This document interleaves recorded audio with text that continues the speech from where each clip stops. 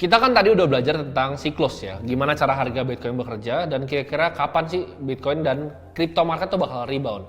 Nah, kita kalau misalnya kita mau analisa kripto-kripto yang lain, kita harus tahu dulu nih, di dalam cryptocurrency itu sama kayak misalnya kita invest di saham. Di saham itu kan ada sektornya, contohnya ada perbankan, ada consumer goods kayak Indomie ya kan, ada juga misalnya mobil kayak Astra. Sama, di kripto itu juga ada sektor-sektornya dan di sini kita akan belajar nih, apa aja sih sektor-sektor dari industri kripto. Nah, kita akan bahas dari yang paling besar dulu, yaitu yang tipenya itu adalah store of value. Jadi fungsinya dari kripto yang store of value ini apa? Sesuai namanya, store of value. Jadi ini kripto yang bisa menyimpan value. Ciri-cirinya apa? Biasanya supply-nya limited dan ada fixed cap-nya. Nah, store of value menurut gue yang layak dibeli itu cuma satu, yaitu Bitcoin. Kalau kalian tanya, ada apa aja store of value? Ada banyak, ya kan? Mungkin ada puluhan koin. Yang paling besar-besar contohnya ya pasti Bitcoin pertama, kedua itu Bitcoin Cash, misalnya Terra Classic. Tapi ya gue nggak akan saranin kalian beli store of value yang lain selain Bitcoin. Karena Bitcoin adalah yang adopsinya paling cepat, komunitasnya paling kuat, dan network efeknya paling cepat. Nah, kalau misalnya yang store of value ini mungkin ya cukup straightforward lah untuk kalian. Ini kayak misalnya kalian beli Bitcoin aja udah tinggal dan lupain. Ini untuk menjaga value dari aset kalian. Nextnya, kategori yang besar ya. Ini kategori yang lumayan besar adalah DeFi atau biasa orang sebutnya Decentralized Finance. Nah, contohnya DeFi ini apa? Jadi DeFi itu contohnya seperti protokol-protokol seperti Uniswap, ya kan, Chainlink, Avalanche, Aave, dan lain-lain. DeFi ini, atau bisa disebut dengan Decentralized Finance, itu punya banyak keunggulan dibanding Centralized Finance. Nah, DeFi ini simpelnya itu bikin bank ya, atau third party itu jadi nggak berguna. Kenapa? Karena mereka jadi langsung peer-to-peer semuanya, dan ini bisa ngasih apa? Bisa ngasih pertama itu fee yang lebih murah, dan juga bunga yang lebih kompetitif. Jadi ini kayak mangkas bank ya. Kalian mau lending itu bisa langsung ke orang. Kalian mau pinjemin kripto kalian bisa langsung ke orang. Mau staking kripto kalian bisa langsung peer-to-peer. Nggak perlu ada third party, nggak perlu ada bank. Keuntungan dari DeFi ini apa? Yaitu aksesibilitasnya ya. Ini jangkauannya luas banget. Karena kalau bank, misalnya kita mau deposit di bank BCA, susah kalau misalnya lo orang Australia mau deposit di bank BCA.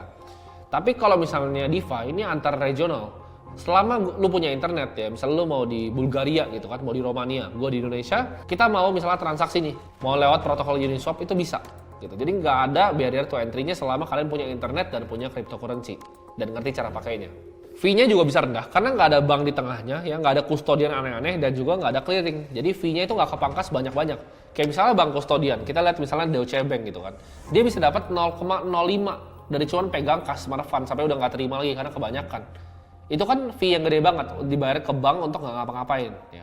Sedangkan ini di-cut dan dikasih aja bunganya ke kita. Nah, ini DeFi ini sifatnya aman dan transparan. Kenapa? Karena adanya smart contract yang dipublish. Jadi semuanya balik lagi kayak esensinya kripto itu bisa diverifikasi. Blockchain juga bisa dilihat semua orang tanpa tahu identitasnya, tapi tetap bisa dilacak. Itu uniknya. Dan yang udah dicatat di smart contract di blockchain itu nggak akan pernah bisa diganti lagi.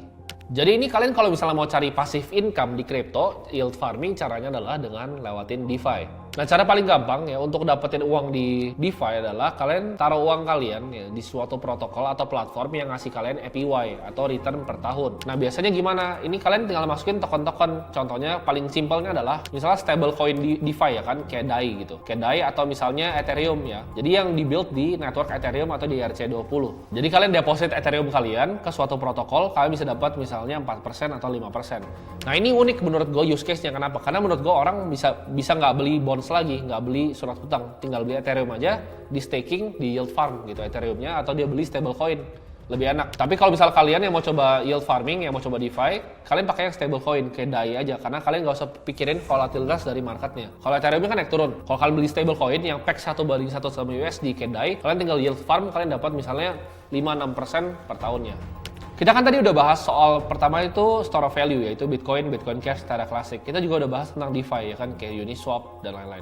Tapi ada juga yang ketiga, yaitu DEX atau orang biasa sebutnya dengan Decentralized Exchange. Jadi kalau kita tahu kan ada exchange ada dua tipe, ada centralized yang gede kayak misalnya Binance, Coinbase, Indodax. Kita percaya bahwa mereka tuh pegang fund yang kita punya dan mereka lakuin dengan proof of reserve. Tapi DEX ini itu kalian bisa verifikasi sendiri. Jadi itu transaksi peer-to-peer antara buyer langsung diketemuin dengan sellernya. Nah, exchange ini itu contohnya apa? Contohnya seperti Curve Finance ya kan, PancakeSwap. Jadi kalian bisa langsung pakai di dalam protokolnya mereka. Tapi untuk pemula, gue nggak saranin kalian untuk langsung terjun kayak misalnya ke DEX ini. Kenapa? Karena ini lebih complicated. Jadi kalau mau beli kripto, tetap lewat centralized exchange. Dan untuk awal-awal mulai di store of value dan DeFi dulu. Setelah ini ada sektor yang gua gabung aja, sebenarnya dua sektor berbeda, tapi menurut gua agak mirip-mirip, yaitu gaming dan metaverse. Nah ini yang lagi banyak kan orang, wah metaverse, Facebook sampai ganti nama ke Meta. Tapi use case-nya menurut gua di real life sekarang belum ada yang signifikan. Kita bisa lihat beberapa project-projectnya, contohnya seperti Sandbox ya kan. Menurut gua itu kayak versi jeleknya Minecraft aja gitu kan. Sandbox, ada Decentraland, ya kan. Banyak project-project lain seperti Axie Infinity yang dulu kasih yield ke orang tapi sekarang udah enggak. Jadi gua sih pribadi kurang suka dengan sektor yang ini. Gua lebih prefer main di DeFi ataupun di store of value. Nah jadi kalau kalian tanya aset pribadi gua itu di mana, ya mungkin 90% itu hampir semuanya di store of value dan juga DeFi. Jadi gue jarang diversifikasi bahkan ke DEX atau ke gaming dan metaverse. Mungkin hampir semua itu gue carinya yang layer 1 coin ataupun layer 2 yang dibuild on top of Ethereum network, contohnya seperti Polygon atau Matic.